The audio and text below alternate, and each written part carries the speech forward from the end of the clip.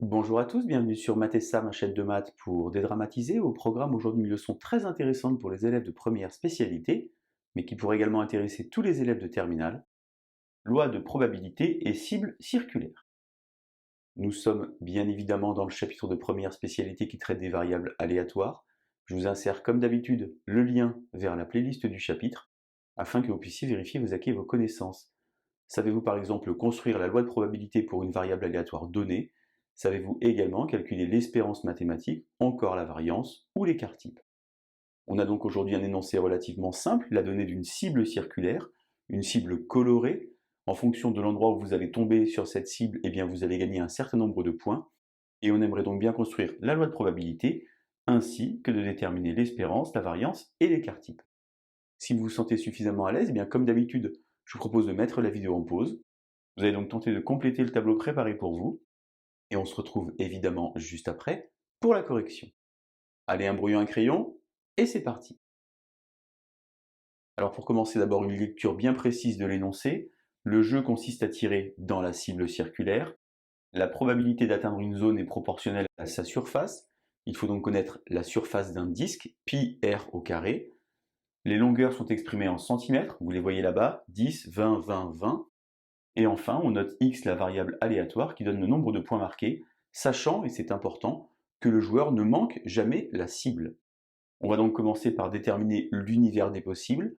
Combien de points peut-on gagner à ce jeu? Eh bien, on peut gagner, si on est très fort, 10 points, qui correspond finalement à la zone rouge, ou bien 7 points, 4 points ou 1 point. Il faut maintenant déterminer chaque probabilité. Alors pour la zone rouge, on a donc nos fameux 10 points. On a dit tout à l'heure que la probabilité est proportionnelle à la surface. Alors, le disque complet a un rayon de 70, c'est-à-dire finalement pi r carré, que je conserve comme ceci en écriture littérale. Et au numérateur, la zone rouge, naturellement, a un rayon de 10. On a donc ici 10 au carré fois pi.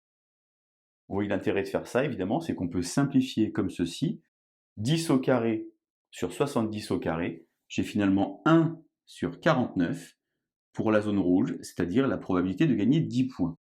Je peux par exemple compléter ici mon tableau, 10, 7, 4, 1, et ici une chance sur 49. Si par hasard vous n'avez pas trouvé ça pour la première valeur, je vous incite à remettre en pause, à chercher les autres probabilités, et ensuite on repart sur la correction. Pour la zone orange, qui correspond donc à gagner 7 points, on a donc toujours au dénominateur 70 au carré fois pi, mais au numérateur, attention, on a ici finalement une petite couronne. Il faut calculer l'aire orange en faisant une différence de deux aires. On va donc avoir comme ceci un petit pi en facteur.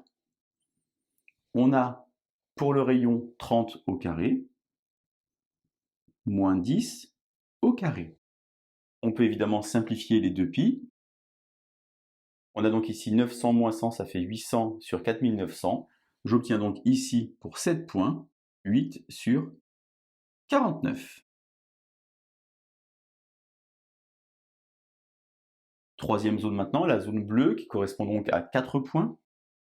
Toujours 70 carré fois pi au dénominateur. Cette fois-ci, j'ai 50.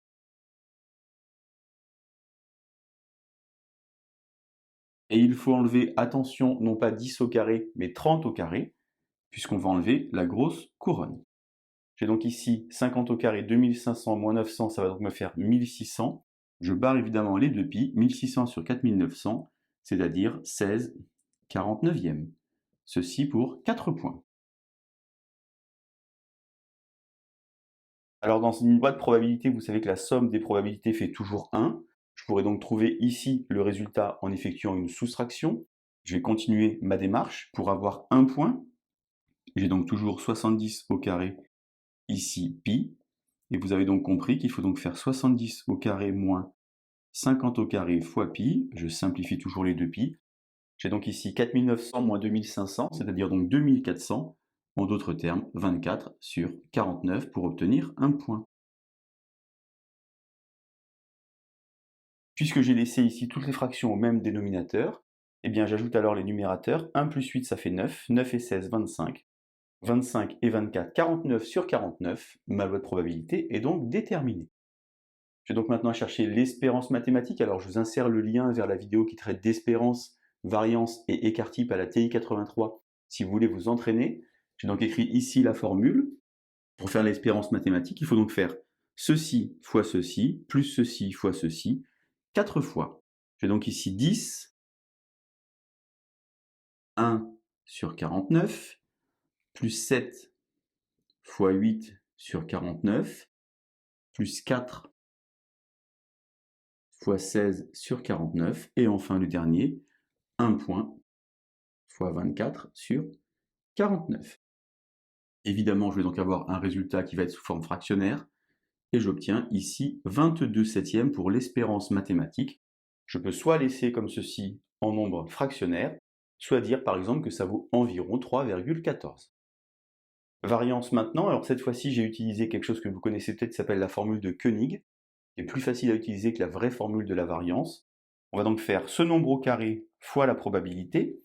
C'est donc ici 10 au carré fois 1 sur 49, plus 7 au carré fois cette fois-ci 8 sur 49, plus 4 au carré fois 16 sur 49, et enfin le dernier, 1 au carré fois 24 sur 49. Attention, il faut maintenant enlever l'espérance mathématique, c'est-à-dire donc le 22 septième qui est ici au carré. Alors combien est-ce que j'obtiens ici? Évidemment, on fait ça avec une calculatrice. Je vais donc obtenir 288 sur 49 pour la variance qui fait environ 5,8. L'écart type, c'est donc la racine carrée de la variance, et en prenant la racine carrée de ce résultat, eh bien j'obtiens 2,42. Voilà donc loi de probabilité et cible circulaire, un exercice très classique, un exercice basique. Attention quand même, la petite subtilité sur les aires. Je vous laisse vous entraîner, et je vous dis à bientôt sur Mathessa. Bonne journée!